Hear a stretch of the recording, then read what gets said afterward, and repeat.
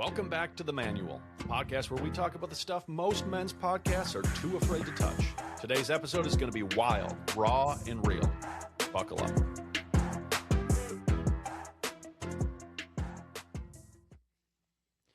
What's going on, y'all? Welcome back to The Manual.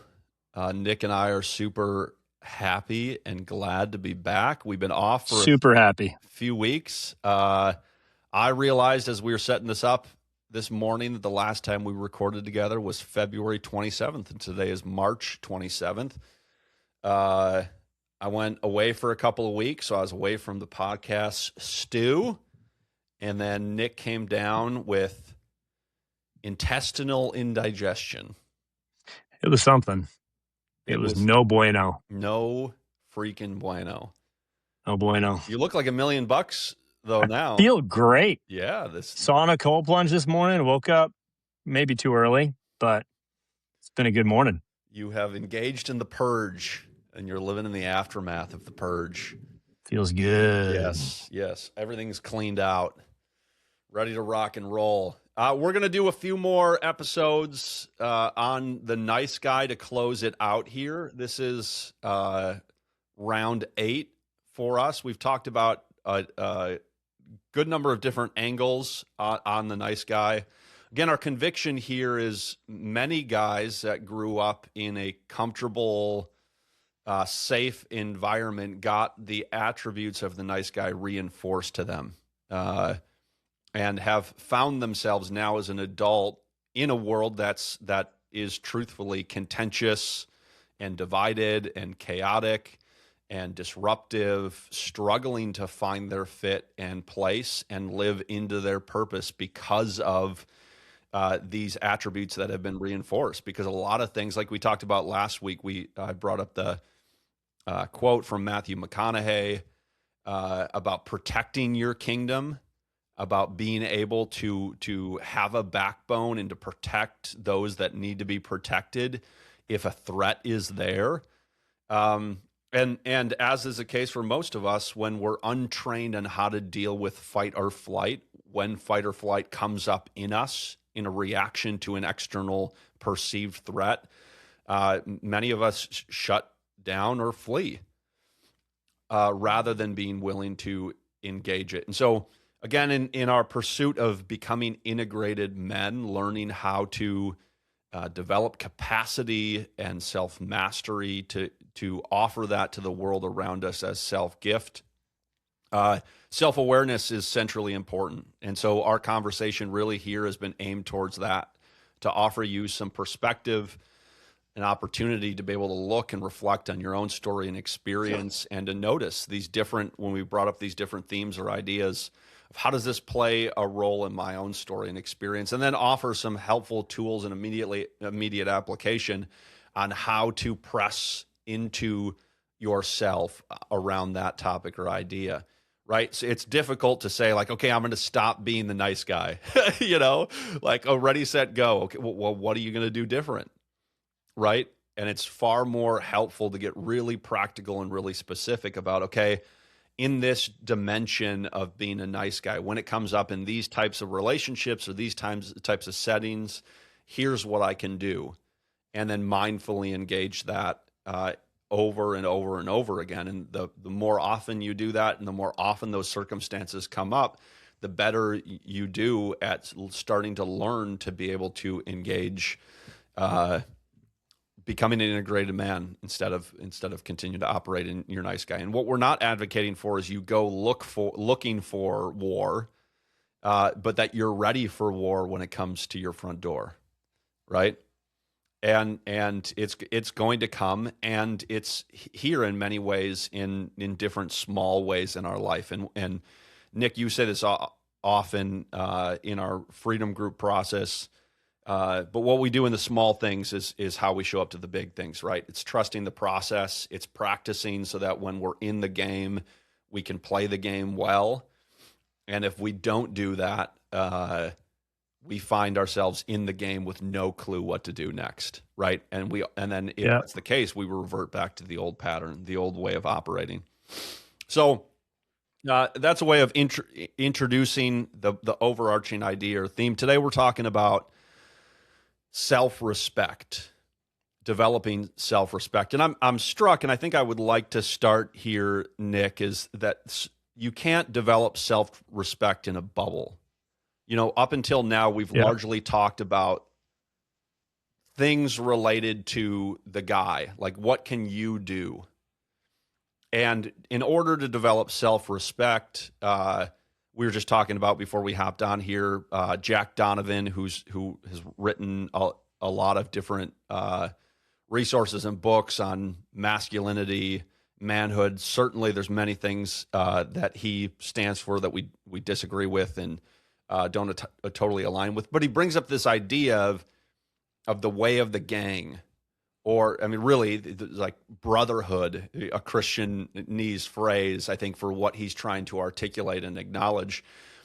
In order to develop self-respect, we need intimate and roughshod brotherhood to shape us in that, right?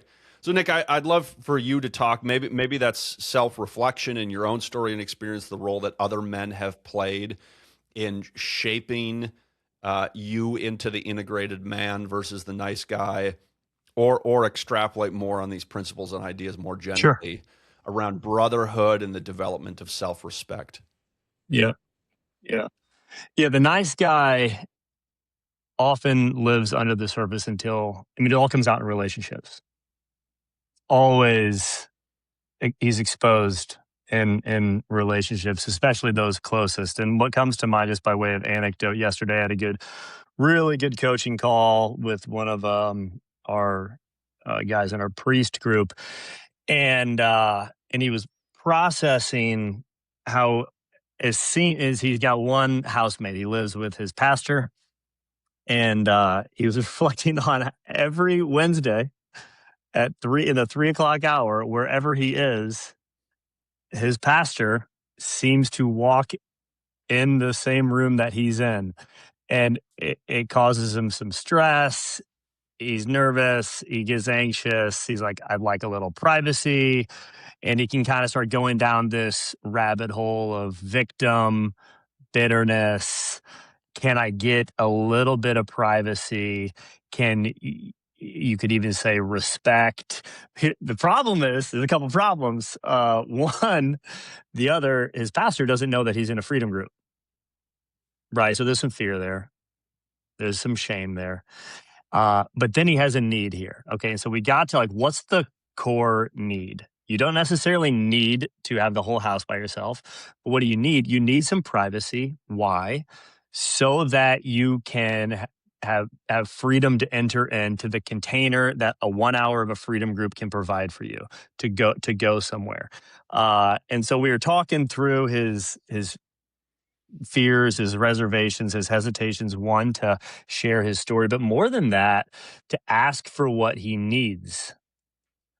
And we even talked about that word need. And I think we've talked about that here before, where, and again, I'm sure we'll talk about it a little bit today, but especially in the Christian world, we're like, it's not about what you need. It's about laying down your life. It's about being a gift to others. But the whole process is, as you said, self awareness, right? Self knowledge is meant to lead to that self mastery, an integration of your emotions with your will and character, which is then meant to lead to self gift.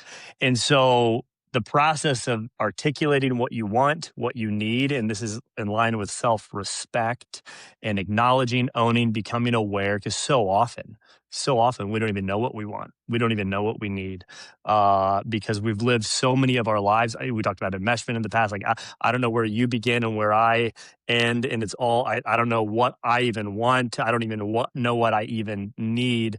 So just the act of naming it and then asking for it. Okay, whoa, that's where the pressure turns up and the heat turns up, is asking for what you need. And so we walked through. I encouraged him to ask for the time to sit down, rather than just trying to bring it up at dinner and trying to get through it quickly, for multiple reasons. One, it's important to, like, you don't want to rush through this. Both sharing your story. with your brother priest and asking for what you need. One, it's important to create the space. And then two, if you don't schedule it, or if you don't like say, hey, I'd like to talk and share something with you, the resistance is so strong because we nice guys we don't have the self-respect. We don't express what we need. So if there's not some accountability to do it, if I'm not forced to do it, I won't do it. When the time comes to drop the puck, I'm not going to drop it. I'm just going to hold on. And so, he says, okay, well, it's Thursday night. Tonight's you're usually a good night. So I messaged him saying, hey, praying for you, man. Looking forward to hearing how it goes. I got a message from him today saying it ended up not working last night because he was just going to bring it up, which is like, hey, no, Shane, that's the importance of scheduling it.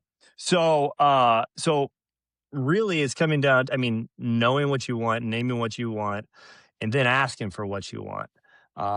And then inviting others into your story. So I share that by way of anecdote, that and again, he's growing in confidence and self-respect and being a grounded man. And we can't really be that self-gift that we're all called to be, to break free of the nice guy without that self-respect. Yeah. No, two things I love there that stand out. One is the relationship between you and him, right? Somebody who can help us develop self-awareness and see what we need. Like, hey, it sounds like you need this. Yeah, yeah.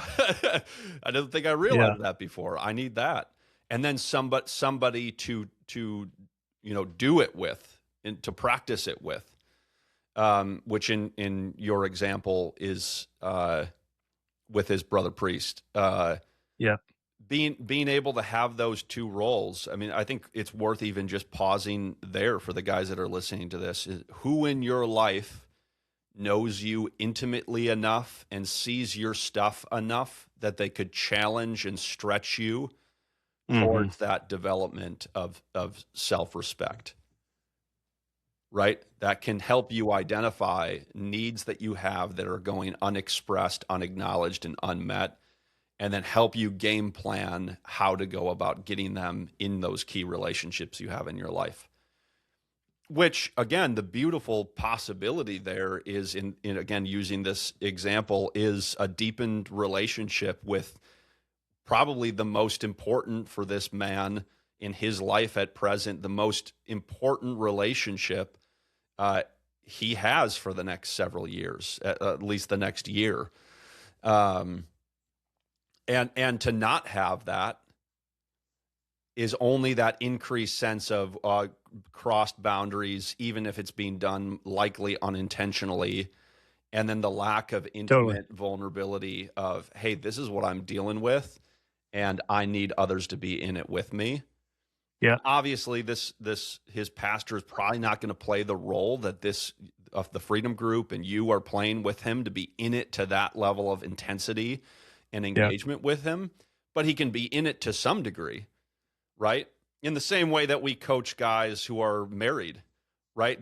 Your spouse is not going to be in it in the same way that the guys in your group or your coach, your freedom partner, are in it with you. But they need to be in it. They can't be completely excluded from it. That's really important because, again, the opposite of addiction isn't sobriety. The opposite of addiction is connection, communion. Yeah. Right? And cultivating that with all of, we were just talking about this on another podcast last night that we were interviewed by, shout out to the Manly Catholic podcast, talking about, and you brought up, which I think is really important when you think about living in communion, me and God, me with myself, me with others, me in creation, and how is the nice guy identity that has been shaped and reinforced in my life affecting my capacity to show up fully in those 100%. four domains, right?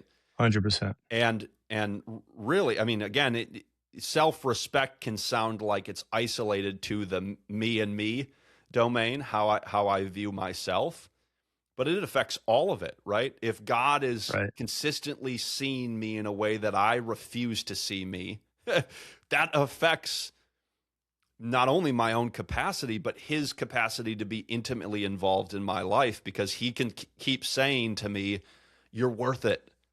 You have what it takes. You can do this. I'm going to be in it with you. And your response is, I don't have what it takes. I can't do it. I'm a piece of crap. I, Yeah. I don't have worth or value. Yeah. Right. And so we immediately sort of cast him out of permission to speak that to us, because we respond with, no, I'm not. No, I'm not, and create that wall, the inaccessibility, the Yeah. impermeability to actually being able to be influenced by the way that God views us, which then Right. obviously directs and affects the way that we view others. Right? If we go into the room and our perspective is, I'm ineffectual, I'm not like these guys, I don't have all the characteristics or possess all the attributes that these other guys do. Well, what does that room become? It doesn't become a room of brothers who want the same thing as you, who are pursuing excellence and greatness in their life. They become competition.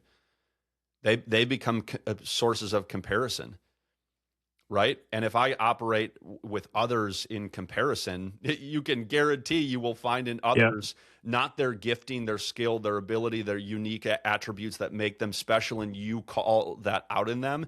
They become all the ways that you aren't, right? Hmm. Again, we talk a lot about, like, your brain is a predictive machine. You tell it to look for the good in others to reinforce the bad in you. You better believe it's going to do that, right? Yeah. And then self-respect is Yeah. further diminished. And Yeah. then with creation, the disconnection, which I think is more um, silent in the way that, but you don't take dominion over the earth. It affects your capacity to be able to go and influence creation the way that you were created and meant to exercise or express that dominion, right? And I think for most guys, that's expressed because of the world we live in uh, taking jobs that aren't your purpose or calling.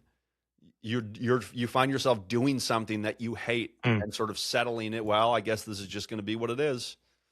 I guess I just have to deal with it.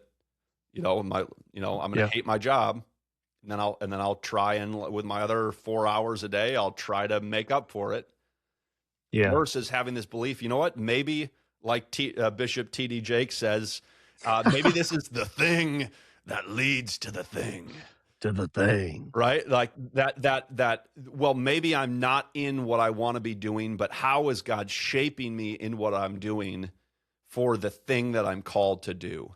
Which Yeah. requires the self-respect and the agency and the belief that, like, God has a call on my life and he has a purpose for me, and that there's worth there, that there's identity there, that there's a place in the story. And Yeah. I think that's like what undergirds this lack of self-respect. It's I don't have a place in the story. Right. Yeah. That's huge. And what was coming to mind earlier when you were talking about when a guy walks into a room, that inner critic, it was the voice of the inner critic. And you gave multiple sentences to him: not measuring up, I don't belong here, I'm an idiot. It is interesting to think about it, but at the end of the day, the inner critic is a form of self-protection. Your inner critic, this is like parts work sort of stuff, right? It is a part of you that's formed, one, through shame, right? Early on, all parts of us are formed through shame, like the parts of us that are formed with parts work language, IFS sort of stuff. But the inner critic is trying to protect you. He's trying to keep you safe. Ultimately, it's a counterfeit Yep. because it keeps us in our shell of self protection and isolation. And I don't risk. I don't risk connection. I don't put myself out there. So it's a complete. None of us want the inner critic, but it's helpful to get curious and even ask your inner critic, "What are you trying to? How are you trying to keep me safe here?" And related to our conversation, by way of reminder, everybody, the nice guy has been crafted and built over years of making decisions to keep yourself safe. Because for some reason, your environment growing up it might not have been safe in order to keep connection with a provider, your mom or your dad. We learned, if I rock the boat, I might lose connection. If I express my needs, just like this priest I was talking about earlier, if I ask for what I want, he says, it was really interesting. He said, I said, well, I asked him, what's the fear? Like, what is it? He goes, "Well, I think it's that I don't want to be a burden." I said, "Okay, what else? What else could it be?" And he's like, "You know, I don't want to be rejected." Like, yeah, that's big. 'Cause I think a lot of times we say, "I don't want to ask for help because I don't want to be a burden." I think it's kind of a superficial answer. I think oftentimes we're scared of rejection. We're scared of being vulnerable and being like dismissed. And that's relational dismissal, right? I don't want to be rejected. I don't want to be abandoned. And so then I won't express my needs, or I learn, the nice guy learned that if I say no, I get punished. So I can never say no. I can never, and again, we're talking about self-respect today, everybody. Or if I stand up for myself, someone gets upset. And so what do? We adapt, we become agreeable. Some of us more than others.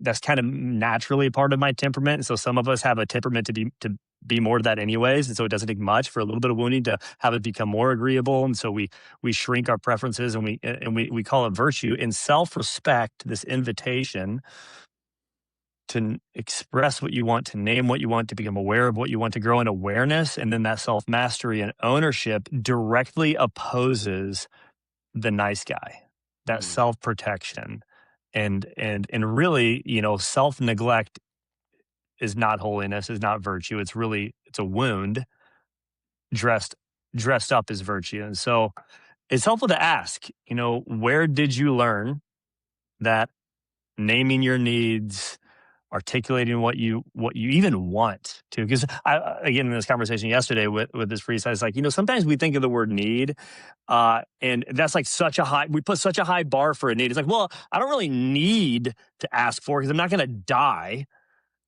at least right now. It'll be a slow death. And so I often encourage guys to say, well, we need to grow and even asking for what we want, and even not even over index on whether or not it's a need. But when did you learn? It's helpful to think about, y'all. When did you learn that expressing your needs and asking for what you want was not safe? yeah, Something to think about. that's really good.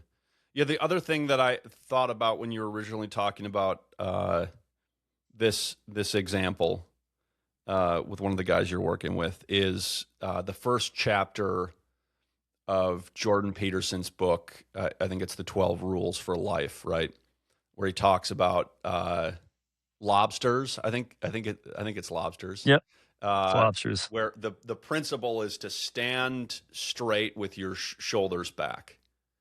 That again, and I just anything that ties together body, mind, spirit, I think is really helpful because it's the way that we were Yep. created. And his Yep. invitation there in that chapter is really simple. You want to develop self-respect and to show up to the world with the intent to give and to operate, to be useful, to be an agent of love, to be able to offer something to the gang or to the brotherhood that could be reinforced or affirmed by Yep. guys who have the capacity to be able to give you what you need. Uh, your body is involved in that, right? that that standing straight with your shoulders back is a posture of confident capacity, Yeah. right? And to be slumped forward, to have your shoulders down is, again, in his example, is what the non-dominant lobsters do that have basically given up on their capacity for vitality to be able to produce life. Uh, and I think it's a useful, more than just an analogy for, and certainly he makes the same connection that I'm drawing here from, uh, that posture matters. Yep. That pay attention to your physical body when you engage the world. How are you showing up? Right? Is it this submissive, disengaged, avoidant posture, or is it standing straight with your shoulders back? Nick, I consider you the king of posture. I've got my lumbar support going on right now. Yeah. Uh, Why do you do that? like, What are you thinking? no, I think it matters, and it, like, especially if this is a default operating mechanism for you to Hmm. go without asking for what you want or need, to just ignore it, that those things live below the perception of Hmm. reality. a helpful way to start operating differently might be to pay attention to physicality more than trying, Interesting. what you were doing with this guy is relatively complex work that we need somebody else to do it with. Like, you can right now, after listening to this, go focus on standing straight with your shoulders back Yeah. and remind yourself, like, okay, I'm going into an environment where other people are in. I'm going to focus on, because when I focus on maintaining a bodily posture, my brain is focused on maintaining not just a bodily posture, but also a spiritual posture, also an emotional, a mental posture. And that influences things, right? And again, it's about incremental growth. It's not about changing everything all at once. It's okay, what's the thing that I can do now to be able to try to develop more self-respect? And for me, like, when I'm not doing well, things that I've realized that manifest physically, I don't make eye contact with other people, right? That's the number one thing for me. I become more Yeah. avoidant in my body language. I give less hugs. I'm less boisterous or affectionate. Like, okay, so what's one small thing? And I remind myself often, make eye contact. Make eye contact. Like, that's the thing for me that's become a way to be able to offer myself connection when my modus operandi, when my default operating stance is to, well, I'm avoidant, so I'm going to avoid. Yeah. Well, maybe I don't have the capacity to, like, be everything I am when I'm on it, but, like, I can make eye contact. I can make that decision. I can do that. So when I notice myself reflexively moving away from that, okay, that's noticeable to me. That's in the level of my conscious awareness. Oh, I'm not doing that. Okay, I can do that. Yeah. Right. And so again, I think those are two examples I would offer of, like, how is your body involved in uh, this self-respect domain, and what can you do about it? Is stand straight with your shoulders back, and again, as way of example for me, that's oftentimes make eye contact, make eye contact, meet the other person in a way that is connecting, because that does help me get out of that self-protective mode, right? And that physical reaction is a way to be able to just don't be seen, right? As much as it is to Yeah. don't see others. And that's important, because again, that my Yeah. experience of it is, like, I do when I don't make eye contact, I become largely ineffectual. I don't have capacity to be able to meet and see another, because I'm not looking at them. Yeah. Right? And so it does both at the same time. It helps me be seen, and it helps me see others and show up and operate in self-gift in a Yeah. even if there's limited capacity, degraded from my, like, ultimate or optimal Yeah. operating capacity. Yeah. That's really good. Just a great image of what self-respect actually can look like. How am I carrying myself as I walk into this room? Am I looking at my belly button? Am I checking on my zipper, or am I shoulders back? And it goes both ways. Posture is indicative of emotion, and also posture can create emotion.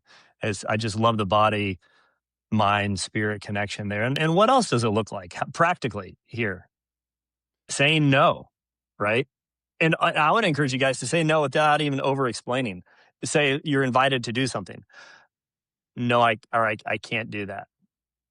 We often want to give an excuse, give a reason, like, well, I'm out of town, or nope, can't make it. Thank you.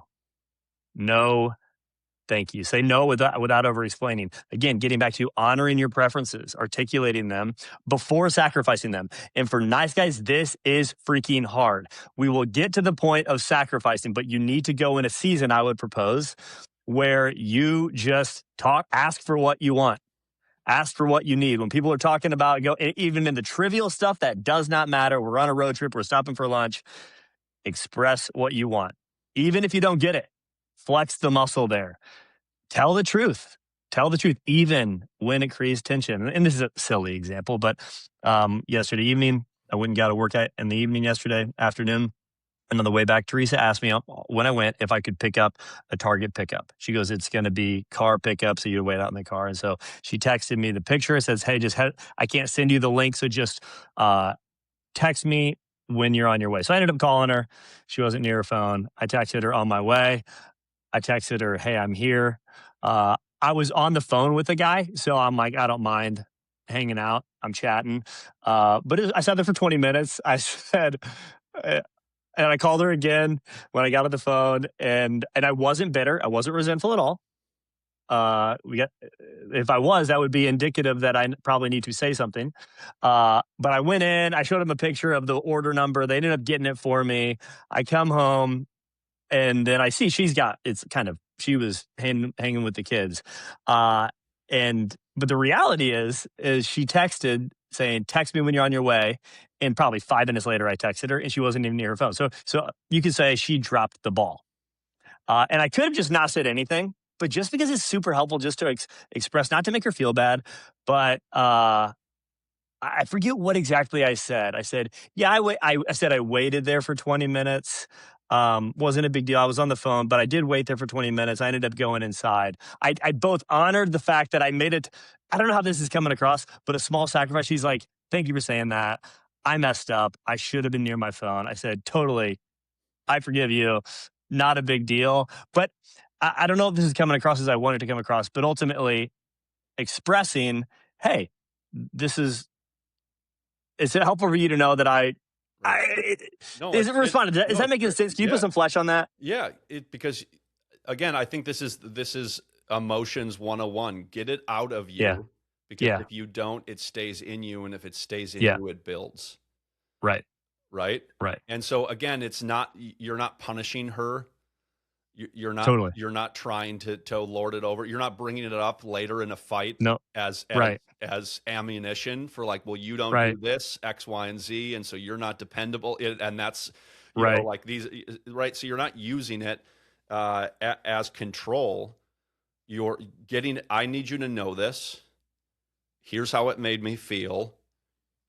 And reconciliation. And why don't we bring that up? Why don't we do that? Right. Because it risks conflict. Yeah. It risks It's them not that big respond of a deal. right. It risks them Yeah. responding negative. Well, do you see what I'm dealing with here? Like Right. again, you walked in the room and had an awareness of like, oh, I get it. Why she might Yeah. have not been near her phone. And Totally. as I know your family, like you guys are not always on your phone. Like there is an ethos. It was like certainly in some ways a part of the culture to be Sure. disconnected from technology, but there you needed to communicate something to get it out of Yeah. you Yep. and acknowledge what was there and what occurred so that you could move Yep. on from it, and so resentment didn't build. Totally. And Yeah. again, That's right. so it can be put to bed there and never brought up again. Never matter in having a healthy, productive, amicable, beneficial relationship for both of you. And so, Right. I think that's a beautiful, simple, practical example of there's a decision moment there.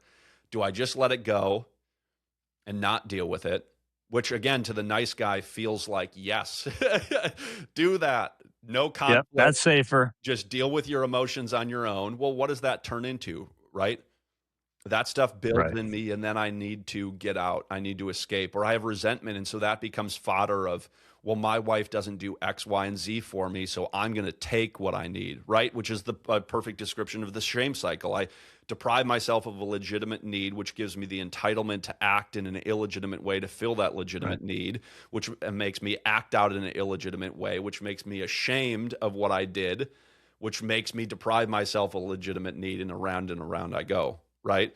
And you Yeah. broke that at the most important point, which is, okay, I'm not going to deprive myself of the legitimate need of what feels like a relatively little thing, but that supports you and your capacity to not get to a point where you find yourself locked into getting an illegitimate need, or to making an illegitimate act to fill that legitimate need, which again, Yep. in the context of addiction, craving, is so important for us to in some ways over index on, because Yeah, because it's critically important. So totally. we're gonna land the plane here. This is self-respect, a little bit about brotherhood, a few practical tips and tools of how to do that, what this looks like. I think, Nick, I really appreciate the stories you brought up are great ways to sort of bring this to life and animate what we're talking about here. Guys, it's awesome to be back with you. It's been too long. This is the nice guy. We have an awesome conclusion to this. We're working on bringing on a couple friends of ours who he's got a lot of nice guy in him, and they're engaged and working towards marriage in July of this year. And so they're going to come on and talk about what it's like to work through that together in the context of a growing intimate relationship and how to do that. So I think it's going to put a beautiful, awesome capstone on what we've spending a lot of time here. And then we're going to move on to some other awesome topics that have been building in the background as we've devoted our time and attention to doing the work of the nice guy. All right, y'all. We love you. Take care of yourselves. Peace.